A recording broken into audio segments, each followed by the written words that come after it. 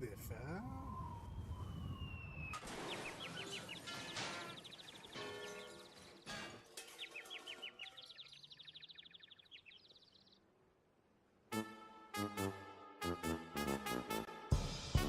Basically, Lyle's an idiot, and he has no idea how to judge how long the intro drops, even though he's been on this millions of times, maybe even billions.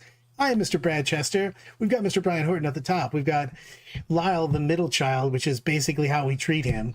And we're going to talk about things and or stuff. Snowflake. I'm a special snowflake. Welcome. I don't know what Granger's is really thinking that I'm going to get my shit together and start making things. They don't know you well enough, do they? At all. I mean, not even a little bit. Oh, I forgot to put on ultra low latency, so we have regular crappy latency, and this makes me sad. And I might have to kill at least 2 scout babies this weekend. Which John gives me so much shit about the fact that I murder so many scouts, so many teens. You know what I'm going to start with? Please like and subscribe. Boom! Helps the channel, makes things happen. Yes, I do have a 1971 Disney shirt on today. How goes the day, gents? It's going absolutely fantastic. I've answered, I don't know, a bajillion questions about Salt City, talked about a lot of models, got 800 questions about WYSIWYG because of the shortness of some units that are hard to get right now, aka Death Company and a lot of other things.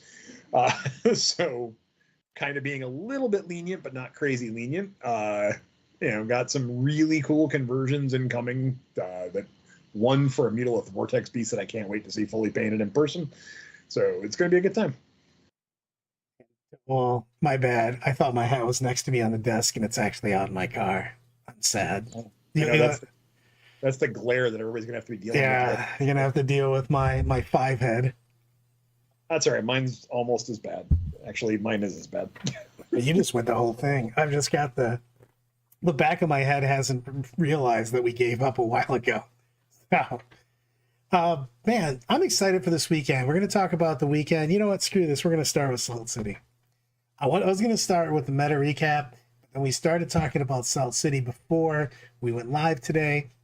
And I got too pumped up, and now I'm forced by the fact that I have the attention span of a small child to to talk about Salt City. And the height. So let's talk about it. You know, I'm going to say why one of the big things, because I'm bringing my team army in.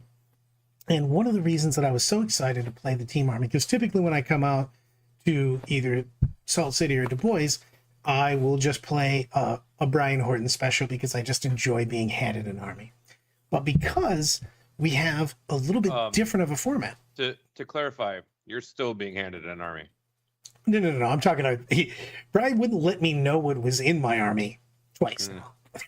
So, no, I actually particularly did not put his list in until the night of the event, yeah, so he didn't know what it was. I could not see the list. This is a real thing. And it was super fun, but I really wanted to practice a little bit on the team. And one of the reasons that I really want to practice is because we're running table 4 on day 1, table 3 on day 2, table 1 on day 3, and we're running 2 Dawn of Wars, sweeping engagement in Dawn of War, like basically Dawn of War, but we're running a lot of deployments that I don't get a lot of practice on, and we're running tables that I don't get practice on, so it's a little bit different as far as teams. So, typically I go to a lot of tournaments and they run, 1-2, maybe 4, 1-2-6, just, 1-2, whatever. And it was really cool to go, well, I'd really like to get the practice in playing these different deployments on these different tables just to get a feel for it. And it also, I do like the variety. I think that it makes the game a little more fun. You have to problem solve. You don't have to just come in and do the same old. So you have to really make things. Why did you decide on these particular tables and these particular missions? So the reason I decided on this is I wanted to be a little different from your standard event. As I watched a lot of the events come down from Pariah Nexus and was reading player packs and doing just, a monicum of research going, all right, what's the typical? I don't like being the typical. That should be pretty evident by back in the day when I used to write every one of my own missions and vary from the norm. Where now I'm just like, okay, there's a lot of missions, there's a lot of deployments, we can change this up. I actually considered doing, hey, let's move terrain every round. And then I asked a lot of my non-season tournament players to try and set a table up. And it took them about a half. Yeah, I was say, And I and that went, went "Sure." exactly how you thought it was going to win. And I was like, all right, that was a bad idea. So let's go with some of the deployments that don't get used a ton. Let's use a few of the different things that don't get used a lot. And let's try it out. This was partially because we're going to be a little tighter than I've been in the past 2 years because we have a lot more players and a little bit different of a space than I'm used to. So we're trying things out. I think we're going to do really fun. It allows for some different firing lanes, and because although my tables have all the same GW cutouts, there's a little bit of different buildings on some of the tables. So it's going to make for a different play experience each. I'm going to say not every table, but at a lot of tables there'll be a little bit different of a play things. They're based off the WTC. Wayland Yutani is the one who makes the buildings for WTC. They've made my fold flat terrain that I use, but we've got a couple of different building designs and shapes, so it should be a good time. Love it. I mean, I really do love it. So I'm looking forward to it a lot. I already had to round up models. I'm having the combination of Lyle and Heidi paint models so that I can actually show up to the tournament with a actual legit army. I had to dig up Vanguard vets, and this is your fault, Lyle. So Lyle convinced me that I was going to take a Vanguard vet squad with the Sang Priest. And he's like, oh, also those aren't ready. And I'm like, no problem. No. You made it sound like you needed them for Champions Cup. Look, I was under the impression you had any intention of, leaving your house for the next 6 weeks. So with my bank account, that should probably be what I chose. But no, I'm going to Salt City. But the thing is that I got to cut you off for just a half second there, Brett. Hit me. And by the way, if you wear my pants again at this event, I'm making you wear them the entire day. Because you're going to be in my room, and if you wear my pants again, the entire day you have to wear them. You know what? I will do this, but people will be upset. But we kind of switched around. I know that's a big shock to anybody that's ever talked to me about a list, but I came up with 42,000 lists for Blood Angels, and they were all exactly the same up to 1,600 points. And then I made small changes to about 1 million different times, and then finally decided I'm going on. Also, when am I supposed to submit a list? Lists need to be in by Tuesday at midnight.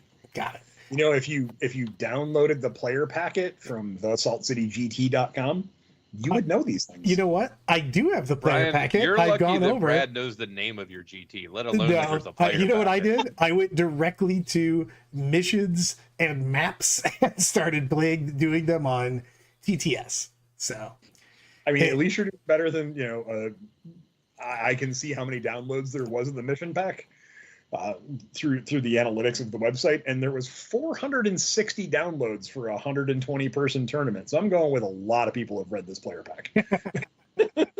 Or one person just downloaded it every so time they need to much. look I at mean, it. that's probably me Somebody also. was just like, I need to download this. It could be me because I'm so old that each time I download it, I don't know where the download went. So I have to download it again. That is also probably something I've done. Well, it is 420 unique IP addresses. I should be much more specific on that. But it's a big thing on that, and I think a lot of people are curious as to how different tournaments are running different things. You know what I mean? Especially independent tournaments that aren't just an FLG event or a GW event, stuff like that. And this is one of the reasons I enjoy going to things like yourself is you still have some uniqueness done to it. It's not like hardcore. I mean, you guys used to be like really out there, like, screw you guys, we're going to run our own shit. We don't really care. Oh, yeah. And you've grasped a lot of, that this is the homogenous 40K, but with a spin on it. You know what I mean? A little bit of difference to make it. I try to do things Hey, Anna. as different as I can to keep everybody engaged.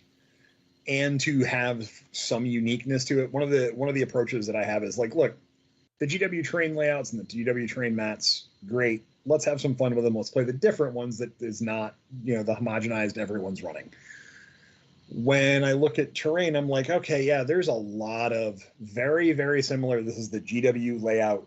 These are the GW MDF laser cutout, $65 TO specials you can buy. And I go, well, let's do something slightly different than that and make it a little more interesting and a little more unique.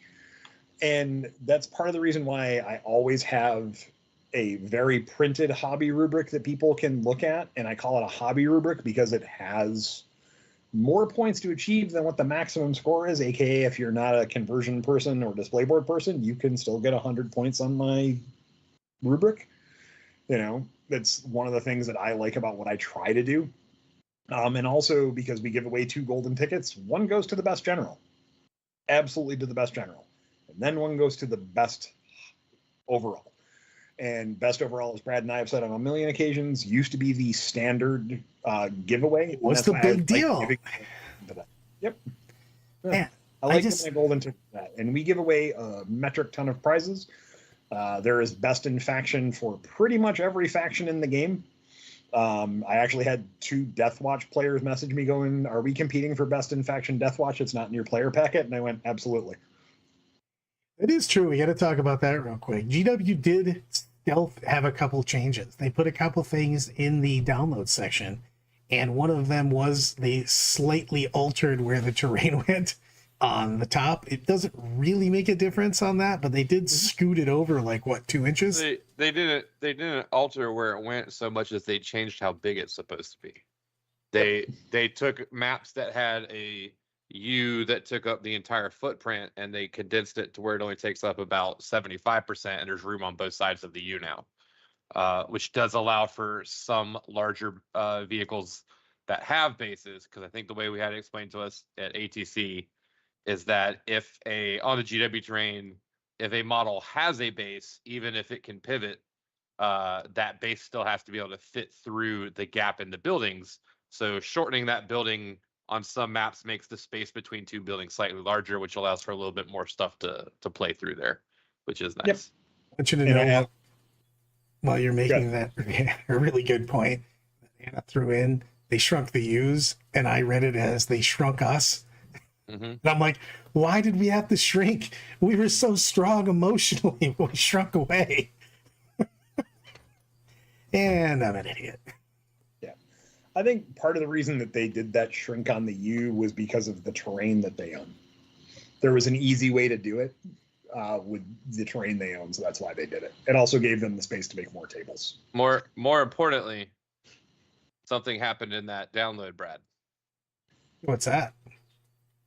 Gotta pour one out right here for our friend the Tiger Shark. Oh, they kicked the Tiger Shark already, but then the Tacoma said, no thank you, Tiger Shark, and the Tiger Shark went, I'm gonna ride again, and then they hit it with so many surface-to-air missiles and put it down to the ground. That thing is done.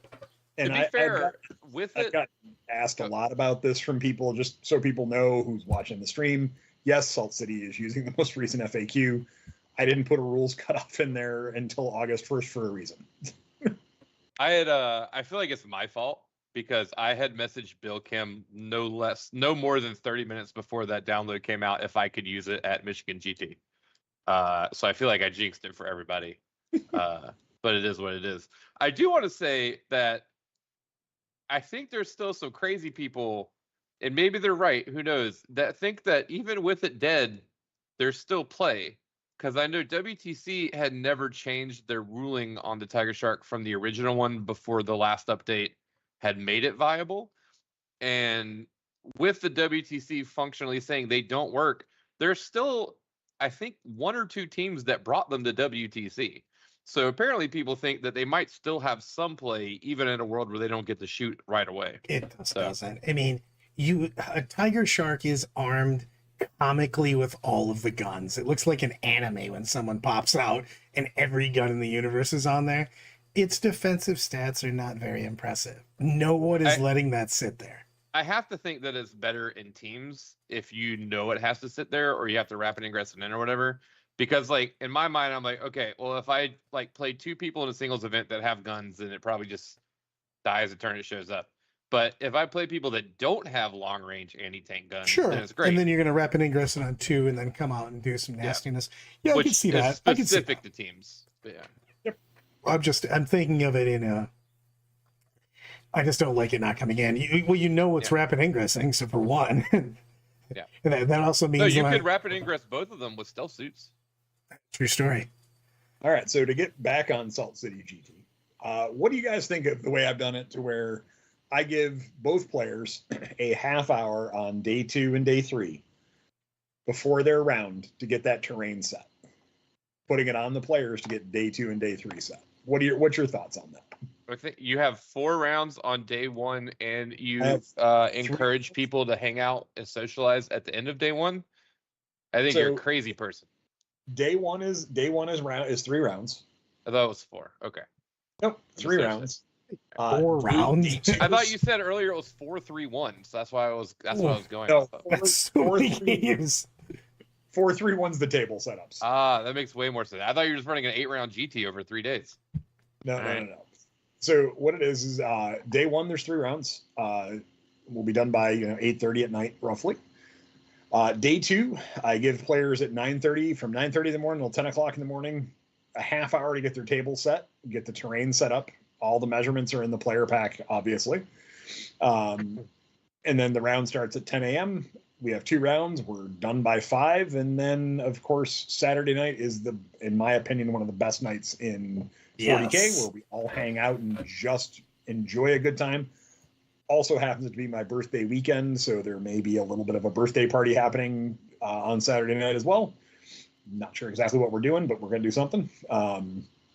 And then Sunday, same thing, same times, half hour to get everything set up in the morning. I think you're going to find that Sunday it's a lot harder to get people to set train up correctly than it is on Saturday. I'm sure it will be. That's why I have layout. When you said this, I legitimately went, so you're giving me a half hour to drink some wine while my opponent fixes the table like an adult? So, So there's no chance of Britain, doing I that. could not get anyone to stream Salt City because WTC is the same weekend, and all the streamers were going to WTC this year. Oh, even so- Tabletop Live is going? I know they're Tabletop normally up in your Live's- area. So They are up in our area, but they're actually streaming WTC. Really? interesting. Okay. Man, Yeah, so everybody's over there. it was unbelievable. Like, I asked a bunch of people, and I can't run an event and stream an event at the same time. It seemed virtually impossible for me, as Zuber and I are only 2 human beings, and we're not that good. We try real hard, but yeah, it was good. And KR, I definitely don't believe everyone read the player pack. That's why we have player meetings in the mornings, and I yelp at people. Definitely read the player pack You should every have told time. me if you could have supplied the stream, I would have run it for you, Brian. You should have told me. I didn't know you were available, sir, else I might have tried to pull that off. You should have just came in the first place. Well, I wasn't planning on doing anything the weekend after I got back from Gen Con, but I would do it for Brian.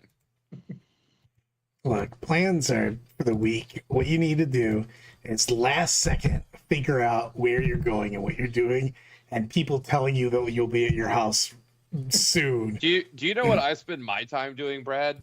Is last second figuring out what other people are doing. Yeah, I mean I that's thought it was last second. that's what you're supposed to do, isn't it? This is I crazy thought it was talk. always last second. Make sure Brad has an army. I mean, that's part of the list. Yeah. It's fine though, because very soon my armies will all be boring and Brad won't want to borrow them anymore. I have legitimately volunteered for so many things that Lyle would have to do, and it makes me happy. And how many of them have happened, Brad? All of them. Because I'm awesome. Yes, you are. It's really Salt City if you don't get a yellow card. You know what? I'll put you on the spot on this one, Brian.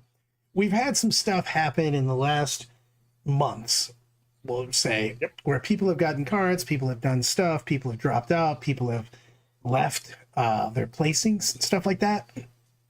What is your official view on how you should handle someone that's misplayed something throughout an entire event and or continues to misplay things. Like, what are your thoughts on that? Like, how are you handling this as a TO? Are you doing a soccer, yellow, yellow, red? You know what I mean? What are your thoughts? Warning, yellow, yellow, red. I always am willing to give people the benefit of the doubt for one misrepresentation. One. Then from there, it's a yellow card with a 10-point penalty. Absolutely 100% yellow card, 10-point penalty. Next one's yellow card. And I want to point out that Brian's 10-point penalty actually involves him going around with turpentine and wiping the paint off your models to give you a 10-point penalty. Like Brian's like serious about this. I like that idea He a just lot. throws him in green stuff and just lets him sit. What happened to your army? I soaked it last night. It's unpainted. And then I go right to the red card. If you do something too egregious, I have given people red cards before. I will do it again. I have removed people from tournaments. I also have been very nice and given people a chance at a road to redemption to fix things, because sometimes people honestly just someone who's been playing for 25 years can make a mistake, right? 100%. Myself and you included. And we go, oh crap, I've been playing that wrong for 2 rounds. And I go, all right, well, we're going to, hit you here with a yellow card because it's been more than one because you've admitted to it. I'm going to give you a penalty, but going forward, and then I will come around and watch games, or I will send Zuber around to watch games, or one of the other judges around to watch games and keep an eye on you. And if it happens again, it's an immediate yellow, or it's an immediate red. If it's in, one of those things where it's like, hey, look, you've been told, you've been warned, boom, it's done. That's a big deal for me is everybody's going to fuck something up. I'm sorry. Like everybody listening, you have messed something up recently in your games. There's 27 factions, multiple detachments, and rules that change all the time. You goofed an interaction up. What I don't think is cool is when you find out that you did, don't make the same mistake twice. You know what I mean? You get a pass for any one thing, but like once you know that, or to be fair, if it's something that's just egregious that everyone knows, I also kind of have a dubious nojo on that. So here's one of the things that I will say. Like, if you're going and like, hey, I'm just going to use this as a generic example, not that this happens, but my regular Stormbolter, strength 7, AP -3. No, everyone knows that that's not the case. That's a common weapon. It's going to get caught immediately. But then if the player goes, hey, judge, just to let you know he's doing this. Oh, I didn't know. All right, in the next game you're in, if you do it a second time, I'm booting you. Right? Because you told, you were warned, boom, done. Well, once you know your thing, that's a big thing.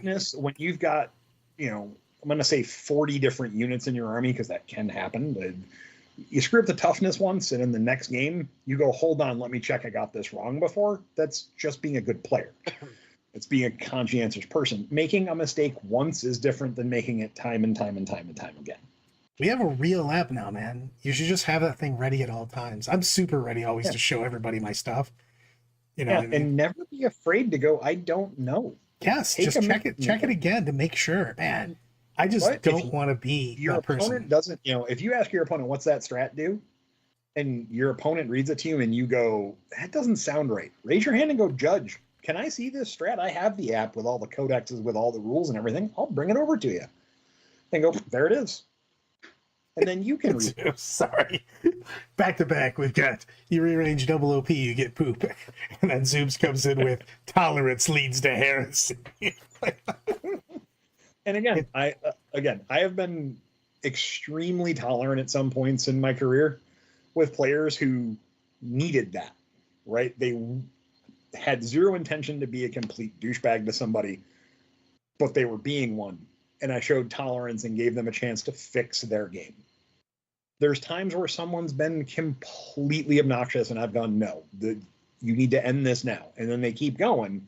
They insult me and they assault one of my guys. They leave. It's not the end of the world. I don't mean to sound glib or anything like that, but you have to have a little bit of tolerance in some ways. But at the same time, when you have to put the hammer down, you have to put the hammer down. And it's a shame when TOs and judges don't put that hammer down when it needs to be put down. Well, you're fucking it up for everybody else. That's the biggest thing. If you're making a bad time for others, you know what I mean? Not good. Yep. And it's Oh, like tolerating people who don't like and subscribe. We don't tolerate this. Yes, we don't. Hey, Brad. Hey, Brad. Yes. Do you know who this is? I would have to see what you're looking at since I'm on a mega delay because I didn't click the right buttons today.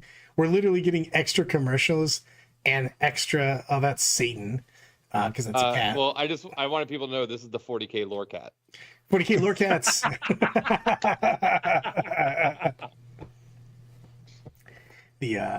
don't even know what the hell I was gonna say now. That broke my mind. I'm out here promoting your shit for you, Brad. So of course, one of the nice parts about Salt City is we are a very laid back community, and for the most part, 90% of the time, you're going to have an absolutely fantastic game. 99% of the time, it's going to be fun.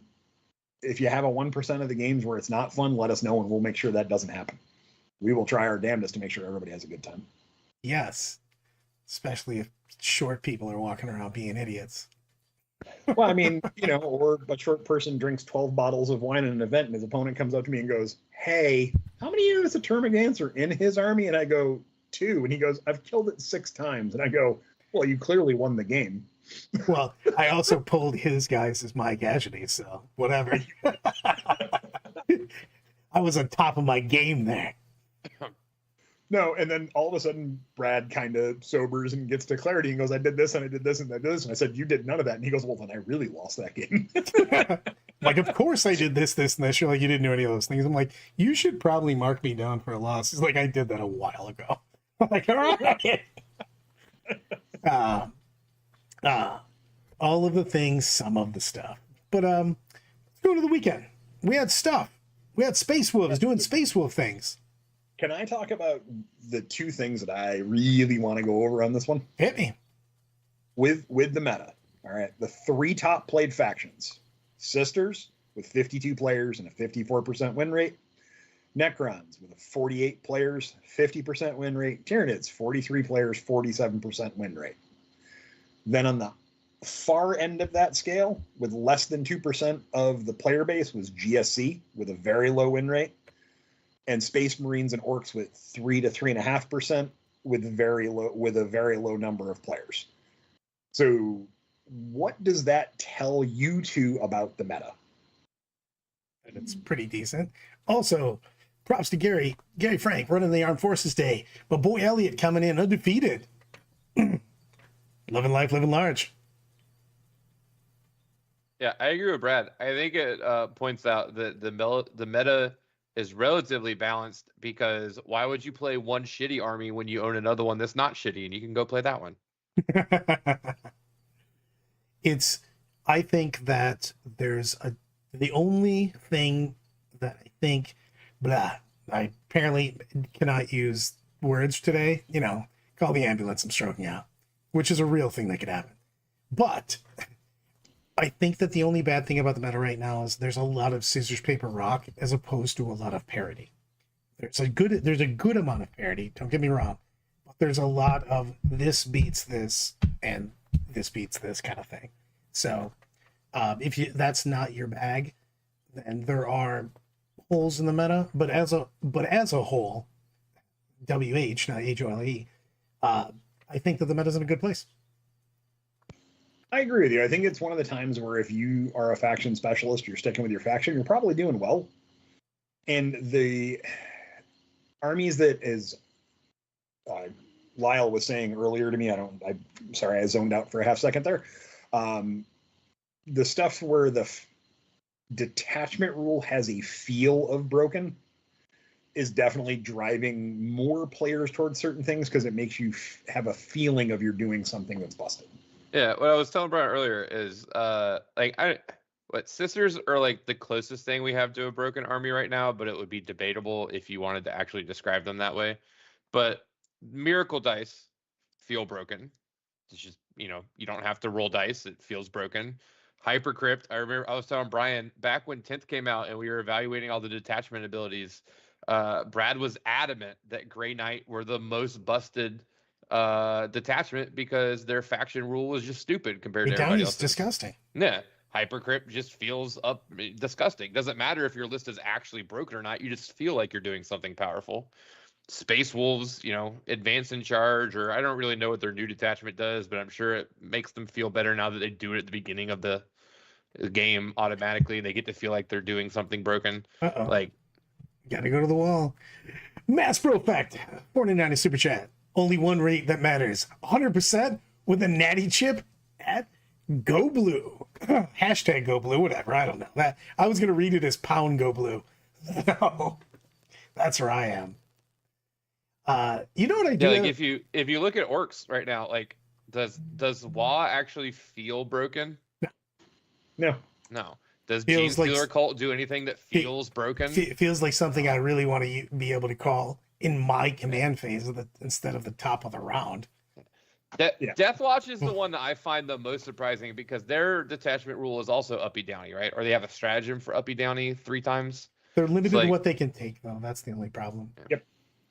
So probably just the Deathwatch players just didn't want to go out and, buy an entire army of that, then it still not feel like it's what they wanted to play in the first place. So like the armies that don't feel like the players are getting to do something silly or fun or powerful, just no one's playing them because why would you? All right, you ready for a Brad rant? I'm gonna mega mine this. I have the only thing that I think is wrong with Pariah Nexus right now, which is turn 2. Excuse me. Turn 2 is wildly powerful. Holy shit. And sometimes much more than others, man. Like the fact that secret missions now actually work. Gambits were nonsense. But secret missions plus the ability to score more primary, you could legitimately have a 0 on turn at the end of turn 3 and still slam down a 40 fairly easily at the end of the game with a 20-point secret mission plus taking 3 objectives at the end because you went second, and then you kind of just auto score your secondaries and obviously you have to pull something that's decent, but you can auto score secondaries at that again because your opponent has no ability to deny that. And I'm fine with them scoring secondaries, but man, I can't tell you the amount of games I've seen playing with and against people where you drop a 40 point turn 5 on somebody. That's just too strong. That's my jam on that. It's just there has to be some alternative to that. You know what I mean? You should get a bonus, I guess, for being on the back foot, but just being able to drop a monster amount of points on turn 5 sometimes just feels crazy, and it also forces. I like the fact that it forces some action, but man, it feels strong on turn 2 or going second. Sorry. I don't know what kind of data is being collected on that. I don't feel like the ITC app has a place for secret mission when you're scoring your game, or at least not on the one that most people use. So it would be interesting to see if GW has data they can track on that, and if so, and they come to the same conclusion, is there anything they actually could or would do for the next year as far as like balancing it? Like we know they've balanced mission stuff before when Ninth came out, and then there was like the whole Alpha Strike problem, and they needed to make going second better. Like they've done that. This is a little bit more specific, and I'm curious if the experience mets out over the next couple months that this continues to be an issue. What could be done about it? I've had 2 games in the last maybe 4 or 5 that I played. I played a couple TTS tournaments and stuff like that where people have put like 40s on me in a team tournament when I was winning by a million, you know what I mean? And it's just rough, man, especially in teams when you're looking for differential. Somebody just drops a hard 35-40 on you in turn 5. You're just like, welp. It's also kind of an unsatisfying game to me if you spend your entire game super controlling, playing a great game, playing super lockdown 40k, and then someone YOLO swags uppy downy shit, and then scores, a 35 on primary with a 20, 20-point secret mission and a 15-point primary, because it's very tough to stop somebody from getting 15 if they've got anything left at the end of the game. Something that's just, man, that just feels bad. I did see someone go on like a 4-hour rant on a Discord yesterday about secret missions are unfair and they're bad for the game. This person lost because of secret missions, but their argument, which I don't agree with, but I understood what they were saying, was that if I play better 40k than the other person for 4 turns to where I'm winning by a lot for over the first 4 turns, that should not be something that just doesn't matter on the 5th turn. 100%, and it's a big deal in that. Like Stan, secret missions on tabletop battles as a drop down for play this game to the end. I do like playing to the end, and I do like the secret missions. I'm not going to say that I don't, because it gives people reasons to continue to play, and I don't want them to change secret missions. I would like to have some sort of difference, and maybe in turn 2.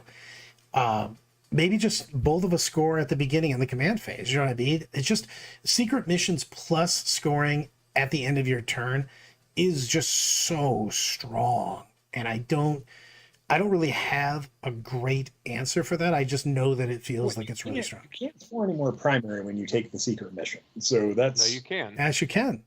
You can. If you have 0 primary when you select a secret mission, you can still score 20 primary on the 5th turn. You can score 40.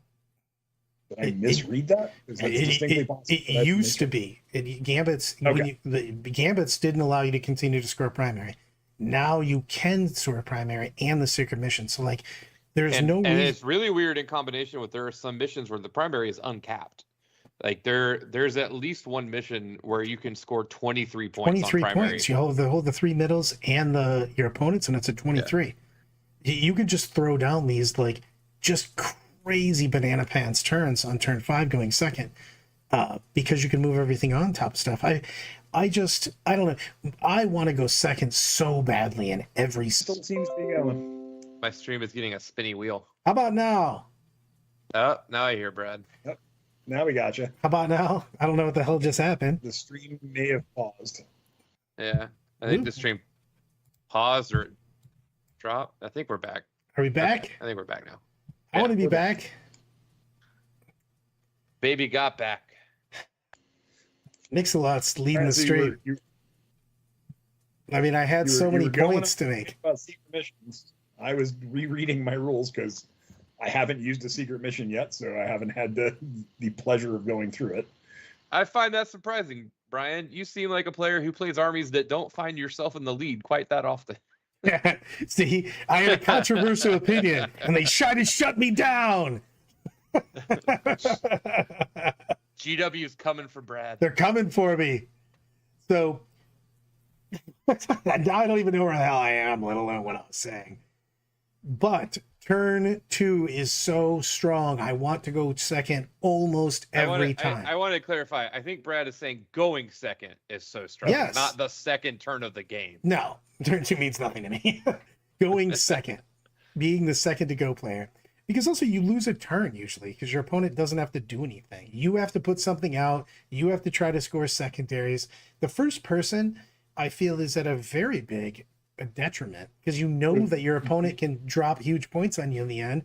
But also, most of the time, the second person just gets to hit first because you have to go do containment. You have to do area denial. You have to try to hold an objective. You know what I mean? You're the first person to put models out in the open. And then your opponent gets to hit first and they get to score huge points at the end. I just think it's too strong. Boss, you can still submit conversions for Salt City. Just pop them in my email and I'll let you know. Anytime I've gone first, I've felt like I had to table my opponent quickly. So do you think the quick fix to that, the easy fix would be if you select a secret mission on turn 5, you score at the top of your turn instead of the bottom? Possibly. I mean, I think maybe second, because like I don't do very many secret missions, and I still think my second turn is huge. You know what I mean? Because I know I get the score at the end. If you and I are playing right now, I know that I'm probably going to get my secondaries, and I'm definitely going to put probably a 15 on you going second. And that's just so strong that you have to go, do I have a 35-point advantage at the end of my turn. You know what I mean? That's, Yeah. I mean, that's just big, dude. You know, you have to play so aggressively at that point in time to make sure that you have a crushing victory, you know? And I just think that that's just difficult when you're playing two people of equal skill levels. Man, Do you seriously.